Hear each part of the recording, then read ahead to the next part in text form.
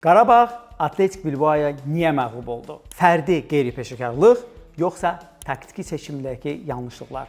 Siz kanalımıza abunə olun, biz isə oyunu incələyək.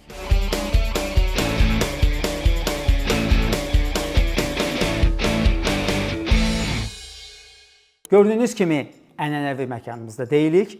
Bunun isə səbəbi ondan ibarətdir ki, biz yeni studiyaya köçmə mərhələsindəyik. Həmin köç mərhələsi hələ davam etməkdədir. Lakin eyni zamanda biz partizan şəraitində çəkiliş edirik ki, sizinlə mümkün qədər tez analiz videolarımızı paylaşaq. İndi isə gəlin çox uzatmadan maçın analizinə keçək. Maraqlı ironiya ondan ibarətdir ki, Qarabağ o qədər standartlarını yuxarı qaldırıb ki, liqa mərhələsindəki ilk məğlubiyyəti bizim hamımız tərəfindən çox acı qarşılandı. Bizi çox yandırıb yaxdı, belə deyək. Bunun əsas səbəbi əlbəttə ki, bəllidir. Birinci olaraq bizim qarşımızda problemli rəqib var idi. Açığını deyək, nə qədər qələbəyə layiq olsa da Qarabağa qarşı. İkinci tərəfdən bir növ futbol tanrıları bizə ilk qolda o Aymeric Laporte'dən gələn rikoşetlə ilk qolu hədiyyə verdi. Yəni düşünün ki, rəqib təzyiq altındadır.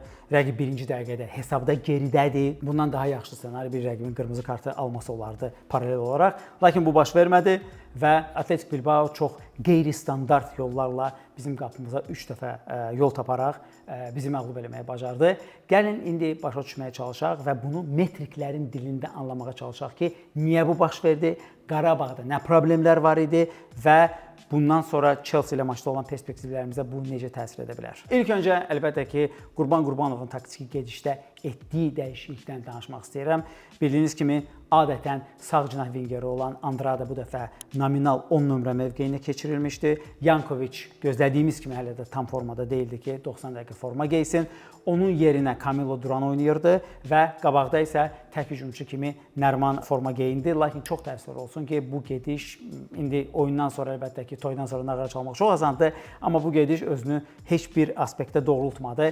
Birinci olaraq baxın, mən sizə Opta'nın təqdim etdiyi pas xəritəsini göstərmək istəyirəm. Baxın, bu pas xəritəsində əslində oyunçuların arasında, bir-birlərinin arasında nə qədər pas olursa, o qədər həmin xəttlər qalın olur. Bu adətən həm iki oyunçunun arasında, yəni həm A oyunçudan B oyunçu, həm də B oyunçudan A oyunçuya edilən pasları özündə ehtiva edir, özündə cəmləşdirir. Lakin Nəriman boşladı, çünki Nərimanın bu maçda hansısa komanda yoldaşı ilə 3 pası olmadı. Yəni bu Opta statistikanın verdiyi məlumatdır. Digər tərəfdən eyni zamanda maçın xəritəsinə baxdığımızda görürdük ki, nominal olaraq Andrade 10 nömrə mövqeyində oynasa da yenə də daha çox hücum fazasında sağ yarımcınaha yüklənirdi.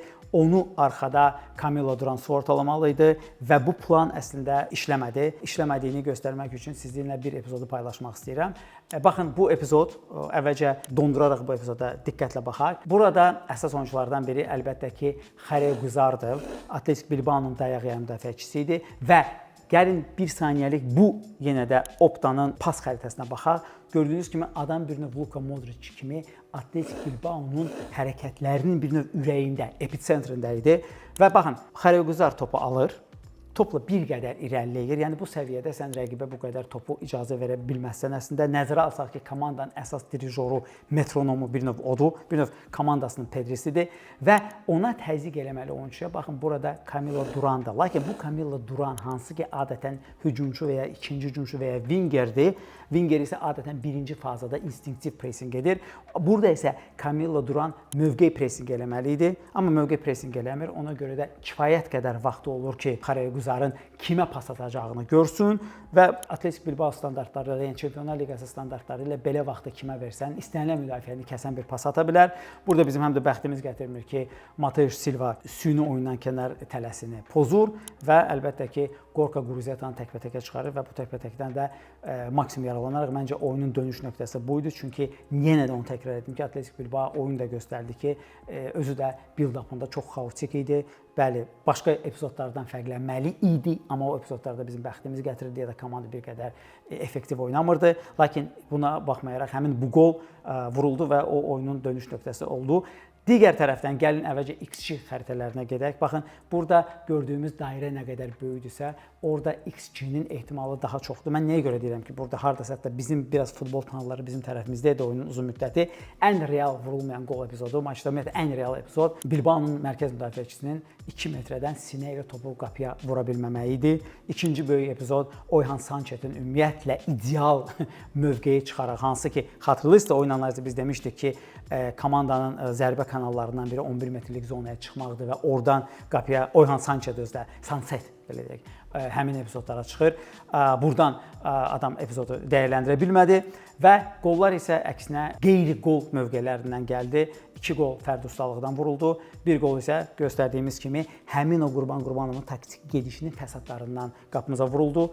Eyni zamanda Kamilo Duranın Nəriman Axundzadənin mövqeyində olmaması onun da nəticələndi ki, Nəriman özü də olduqca kəsərsiz bir maç keçirdi. Lakin mən həm də personaldan, yəni ki, komanda, fərdi ustalıqdan danışanda əlbəttə ki, bütün Azərbaycan mətbuatı, hətta Qurban Qurbanov da maç ərzində çox qıcıqlanırdı Elvin Cəfərquliyevin hərəkətinə.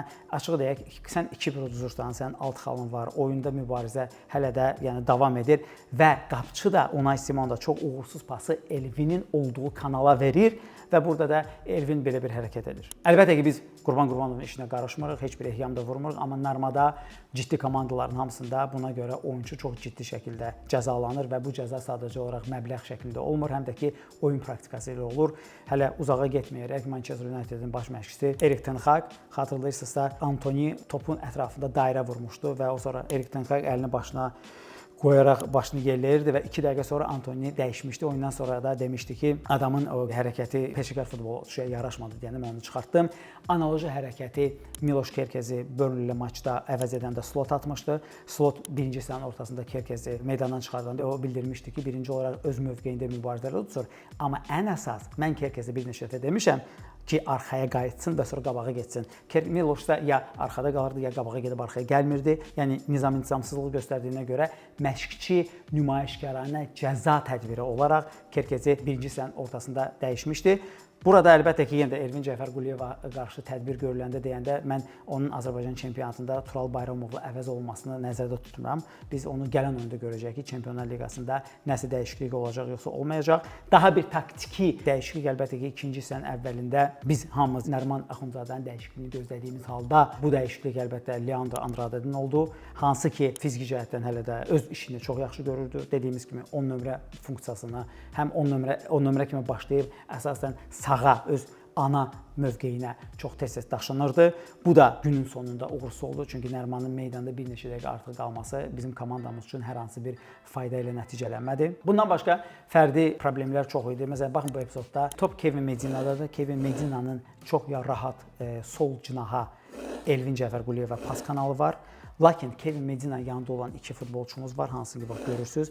Həmin futbolçular bir-birinin ağzının içinə girib və rəqiblərin arasına girməklə öz-özlərini neytrallaşdırmış olurlar və nəticədə əlbəttə ki, burada Kevin Medina əslində yenə də Elvin Cəfərquliyevə asan pas kanalı var, amma adam özünə qeyri-xarakterik olaraq çox kobud səhvə yol verir. Biz təxmin edirik ki, bu hər halda psixoloji təzyiqdən olur, amma yenə də belə səviyyədə psixoloji təzyiqin çox ciddi fəsadları var və təəssüf olsun ki, biz öz təcrübəmizdə bunu dünən yaşadıq. Baxın, daha bir epizod hələ birinci hissənin əvvəlində idi və bu ilk bizim üçün siqnal təbili idi. Yəni Qarabağ nə kompakt şəkildə müdafiədə otururdu, nə də ki, bəli, hücumu var idi, amma hücumu birinci hissənin ortasından sonra hardasa yoxa çıxmağa başladı. Kopenhagenlə maçın ikinci hissəsində olduğu kimi.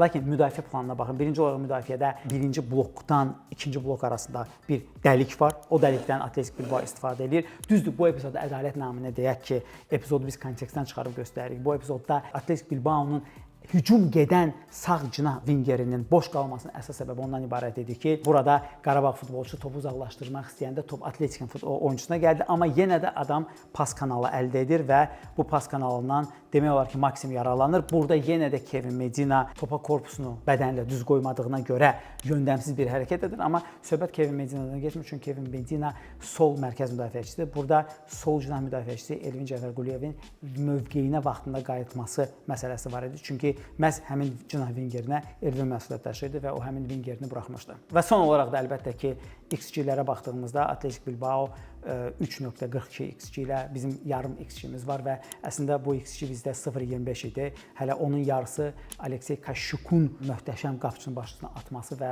əgər bu müdafiəçinin seyvi olmasaydı Beriçinin çox mükəmməl bir qol olardı. Gördüyünüz kimi bu nəyi göstərir? Bu onu göstərir ki, futbol hardasa şansın, hardasa anın oyunudur. Yəni Benfica ilə maça oyuna sonradan girən Kaşyuk analoji epizoddan qolu vurdu. Burada müdafiəçi qolu çıxartdı və əks hücumda ikinci dalğada Atletik Bilbao üçüncü qol vuraraq oyunu bitirdi. Və bu bir daha onu göstərir ki, məsələn Kopenhagenlə də analoji bir oyun gedirdi. Rəqib bizi ikinci hissədə sıxsa da, hardasa ustalığı, hardasa bizim müdafiəmizin fədakarlığı, hardasa Qurban Qurbanovun müdafiə taktikası, amma hardasa da qapı dirəyi bizim köməyimizə gəldi və bir gün bu sənin xeyrinə olacaqsa, o birisi gün sənin əleyhinə olacaq. Və yenə də dediyim kimi, o əvvəlki tezisə qayıdaraq onu deyim ki, adamı yandıran da odur ki, həmin o müdafiə deməzdim, o müdafiənin Mateusz Silvan təkcə səhvi deyildi, orada onun texniki səhvi var idi. Amma birinci olaraq cinah vingeri və ya ikinci hücumçu olan Camilo Duranın yarım müdafiəçi mövqeyində oynamağının fəsadı idi ki, o həmin epizodda Xareguzarı, hansı ki komandanın pas dispetçeridir, tutmadı. Halbuki ona kifayət qədər vaxtı var idi, bir neçə saniyəsi var idi və həmin 1-1 olmasaydı bəlkə də Qarabağ cırmaq bu oyundan müsbət nəticə əldə edə bilərdi və bizim qarşımızda 2 həftədən sonra Chelsea var. Bu Chelsea artıq Qarabağın qabağına çıxan ilk rəqib olacaq ki, normal formadadır. Əlbəttə ki, bir tərəfdən Chelsea Bavariya və ya Arsenal formasında deyil. Digər tərəfdən Chelsea qarşımıza çıxacaq ən ciddi sınaq olacaq, lakin bunun haqqında bizim ayrıca videomuz olacaq. İndilik isə məğlubiyyətin acısını yaşaya-yaşaya sizin fikrinizi öyrənmək istəyərdim. Sizcə məğlubiyyətin əsas səbəbi fərdi, individual səhvləri idi, yoxsa yenə də bizim nə qədər möhtəşəm, sevdiyimiz məşqçi olsa da Qurban Qurbanovun bu oyunda etdiyi taktiki geciklərin uğursuzluğu idi. Fikrinizi mütləq şərhlər bölməsində bildirin və son olaraq bu maçın və bundan sonraki oyunların nəticələrindən asılı olmayaraq bizi bu səviyyələrə qaldıran Qarabağa növbəti maçlarda uğurlar arzulayıram.